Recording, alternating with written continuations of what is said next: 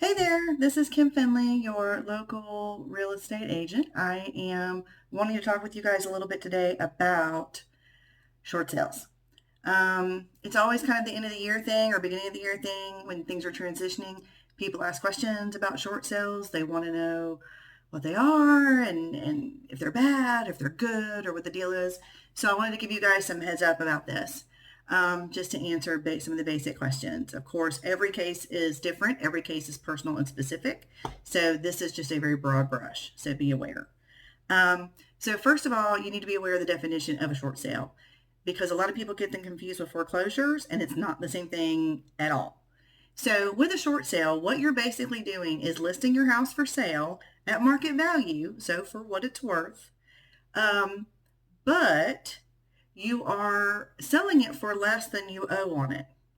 So for example, let's say your market value for your home, I come over and we do a CMA, look at your neighborhood, we do the whole survey, and I tell you that market value for your house is probably going to be around $200,000, and you're like, "Oh no, but Kim, I owe 250. Oh dear, what do I do?" Well, if you have a good reason, we're going to do a short sale, and that gets me to the next point, because you have to have a good reason.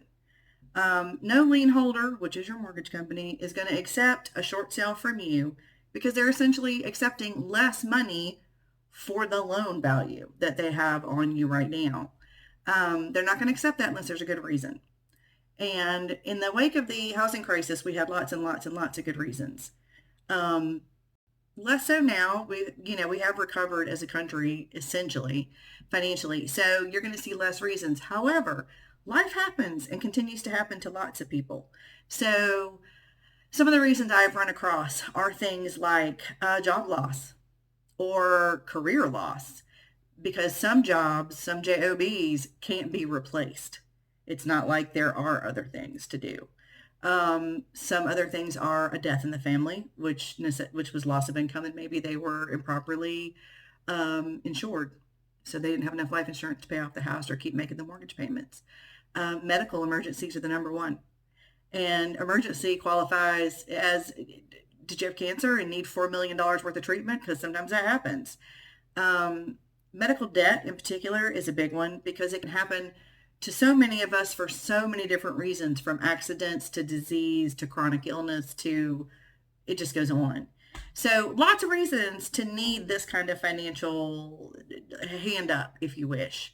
Um, so you do have to have a good reason. You'll have to have it documented. You'll have to kind of open up a little bit, and it's not fun to do, but it still beats the heck out of a foreclosure. A foreclosure takes a lot more when you just walk away from your house and the bank repossesses it and it's horrible. It takes a lot longer to recover from that financially and also kind of emotionally. It's just terrible.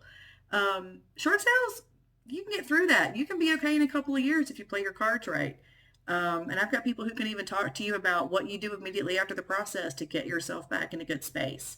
So there's things you can do.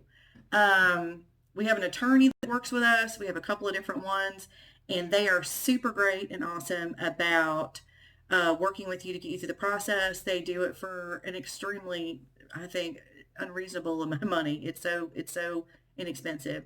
And what they do is so valuable because they do all the heavy lifting and legwork with the lender in terms of negotiating the actual short sale of the home. Super important what they do.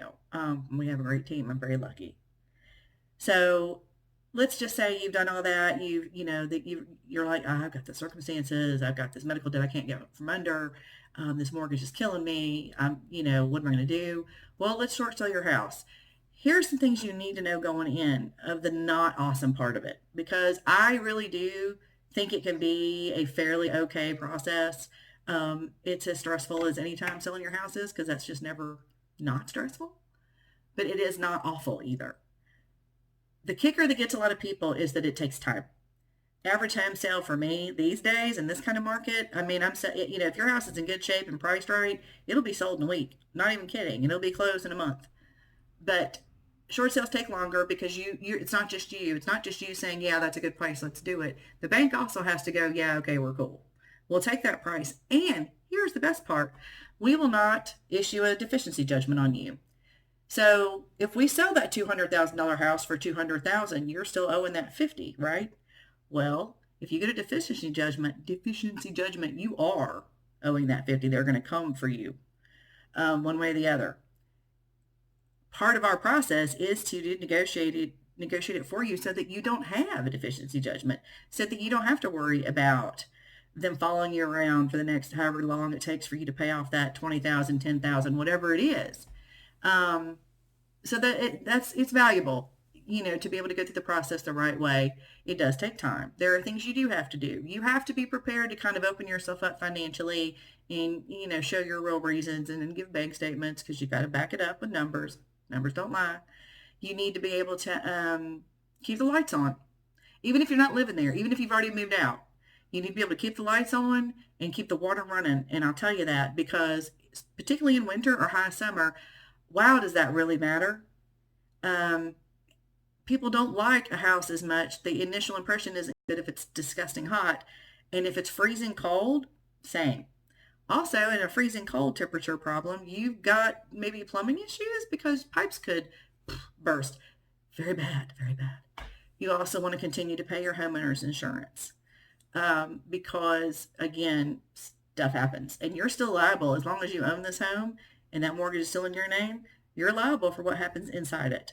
So you want to make sure that you are keeping yourself covered as you can be. So as long as you're prepared to do that, and I'm big on like, no excuses, you got to do it. We're good. Other than that, it's not real hard. It just takes a little bit of time. It takes a lot of you just waiting and me calling you going, hey, the bank said they'll give us an answer like in a week because it's on someone's desk in a pile of them and they'll get to it when they get to it. And every lender's different. Every lender has their own process and procedure. That's why we have the attorney to intercede for us, because they are the ones who are negotiating those systems that they have negotiated 4 million times already before. It's a godsend and it saves time. So never fear and don't be ashamed. If you need this kind of assistance, if this is something that is troubling you and you feel like this might be a way out for you, you have not one thing to be ashamed of. Life happens to all of us at any given moment.